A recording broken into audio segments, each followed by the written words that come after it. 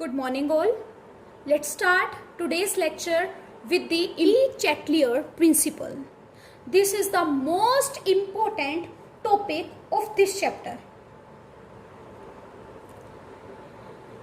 Le-Chatelier principle is applicable for the reversible reaction which are in equilibrium. For example, A plus B reversibly give us 2C plus D. If for this reaction rate of forward reaction is equals to rate of backward reaction, then it means it will be in equilibrium. Equilibrium is the most stable state. Le-Chatelier principle says that if we want to change anything in the reaction, at equilibrium, then again reaction will come in equilibrium.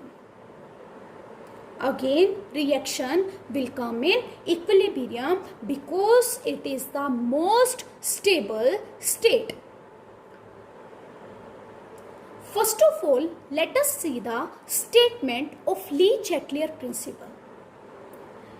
Le-Chatelier principle states that if a system in equilibrium is subjected to change of concentration, temperature, pressure, then equilibrium shift in the direction that tends to undo the effect of the change imposed.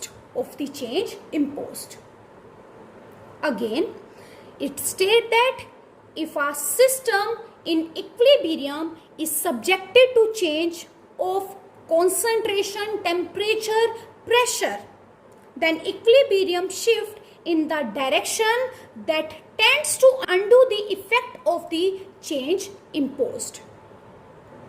Means equilibrium shift in that direction which will cancel out the effect of the change. First of all, let us see the change in concentration, or you can say change in number of moles. We have a reaction in which N2 plus 3H2 reversibly give us 2NH3. Let us say this reaction is in equilibrium, and at equilibrium we increase the concentration of N2. Now, if we will increase the concentration of N2, due to increase in the concentration of N2, equilibrium will be affected. Now, to balance the equilibrium, we need to decrease the concentration of N2, or to again attain the equilibrium, N2 concentration should be decreased. So, to decrease the concentration of N2, the reaction will shift in the forward direction. As much N2 concentration has been increased, that will react with the hydrogen and it will going to give us NH3, and it will going to increase the production of ammonia. Now let us say at equilibrium hydrogen concentration has been decreased. Then due to this the equilibrium will be disturbed.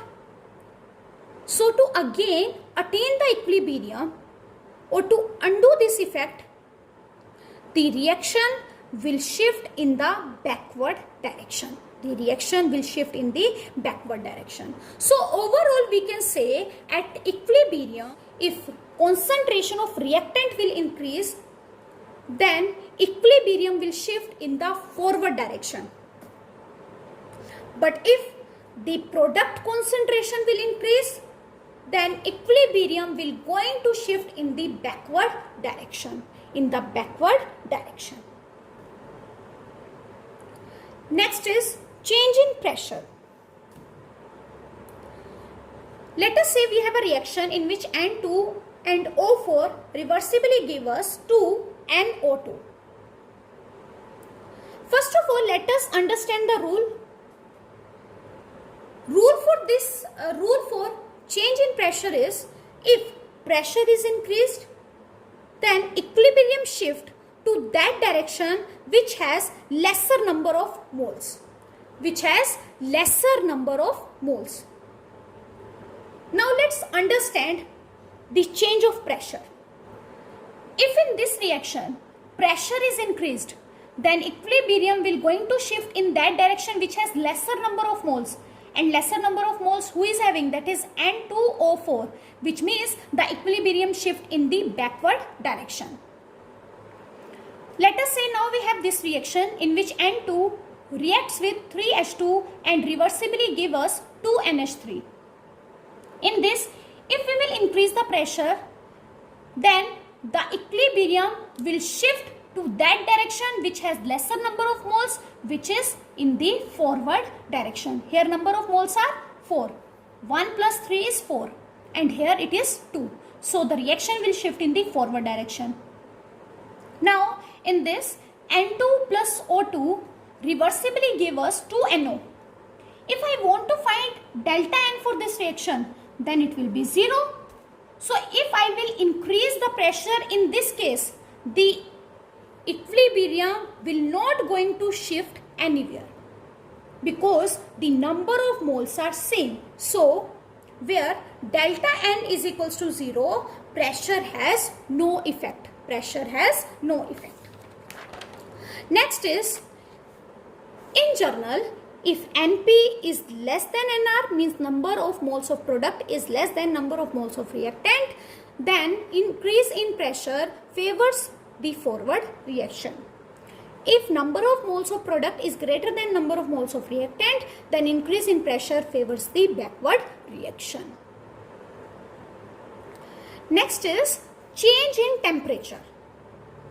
Now let's see the rule. If temperature will increase, then equilibrium shift to that direction which proceed with the absorption of heat. For example, in journal we have a reaction A plus B plus heat gives C plus D. Now as you can see, the formation of C plus D takes place by the absorption of heat. So with increase in the equilibrium will disturb, and to balance to undo the effect or to again attain the equilibrium shift in that direction in which the absorption of heat will take place. And as you know, in this the absorption of heat is take place in the forward direction. Let us say we have a reaction in which H2 plus I2 reversibly give us 2HI plus 3000 calorie heat. Now as you can see, the formation of H2 and I2 take place by the absorption of 3000 calorie. So if we will increase the temperature in this reaction, then to undo this effect or to attain the equilibrium again, the reaction will shift in the backward direction. Now please try to do the question in which N2 react with 3H2 and reversibly give us 2NH3. Delta H for this reaction is minus 22.4 kilocalorie per mole. Minus means it is an exothermic reaction. Release of energy is taking place. Find all the favorable condition for maximum yield of product. So I hope you have understood today's topic. That's all for today. Have a nice day ahead.